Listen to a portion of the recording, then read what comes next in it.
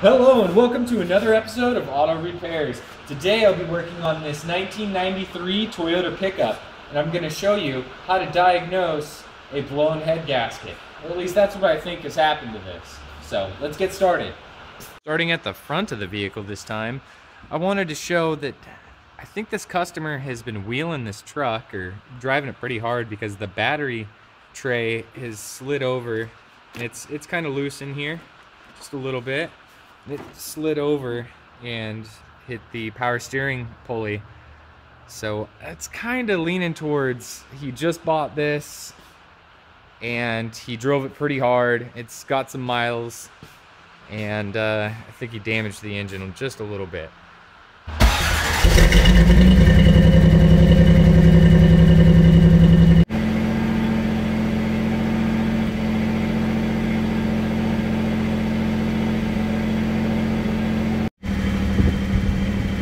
Now to me that seems a little bit excessive, but I noticed that when I started it up and drove it in, it seemed to be smoking a bit more than usual. This should have cleared up by now. It tastes sweet in the air as I stand in it, like you would just open up like a packet of Kool-Aid, and when you go to dump it in your water, you taste that in the air. That's pretty much what I taste right now, except it's not Kool-Aid. Coolant. So I'm here at the radiator at the front of the engine again, and I noticed that the radiator cap is fairly new, like it's been replaced recently. And just gonna take a peek at how our coolant level's doing, and yeah, there's nothing in there. Pretty much nothing. Yeah, you can't really see it too well. There you go. See, there's about nothing in the radiator. So there's a little bit of scum in there too, maybe a little stop leak. I think somebody's been working on the cooling system trying to figure out why they're losing coolant, and I think we figured it out. So what I'm doing now is I'm just going to add just straight up water to the radiator so I could perform a chemical combustion test on the radiator.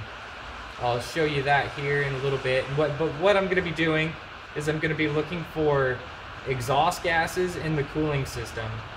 Even though I suspect there is, I'm still going to do this test just to confirm what we're dealing with is a head gasket. It's a head gasket. But we still got to find out for sure. Alright, so here we are. I'm going to be using this block tester from Napa.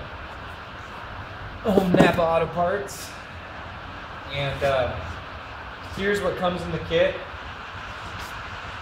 Now it's really hard to see, I doubt you can see it real well, but there's a stone filter inside of there, and what that does is it prevents, well, the theory is it tries to prevent water from getting up inside of coolant, because you don't really want the coolant to come inside, we just want to get the gases to come inside.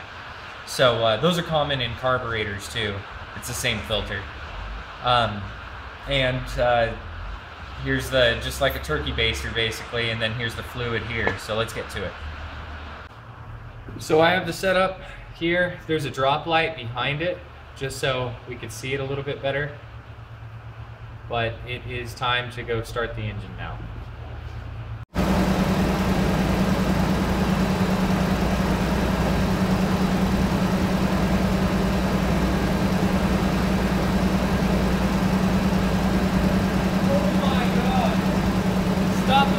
Test. We don't need to do that. Oh my god. Oh my god. Look at this thing just going off through the exhaust. That's all the water I just put in it. It's just raining down. That's insane. Oh my god. I've never seen one that bad before.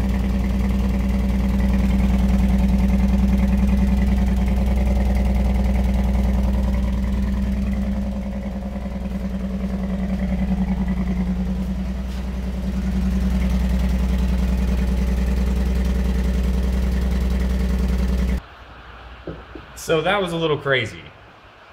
Might have overreacted just a little bit, but I've never seen that happen before quite so bad. But also, while I grabbed the camera and ran away from this spot here, we see that our color here is now green instead of blue. And that is what it's supposed to do when exhaust gases get inside the cooling system. You can see the exhaust gases from the radiator. So, oh yeah, and the fill level didn't really rise either. So that's doesn't mean anything now because we have a blown head gasket. So that's how you check for a blown head gasket. Thanks for watching. Subscribe if you enjoyed the video. Leave a like, comment if you have any extra questions if I didn't cover anything. This one was pretty self-explanatory. Thanks for watching.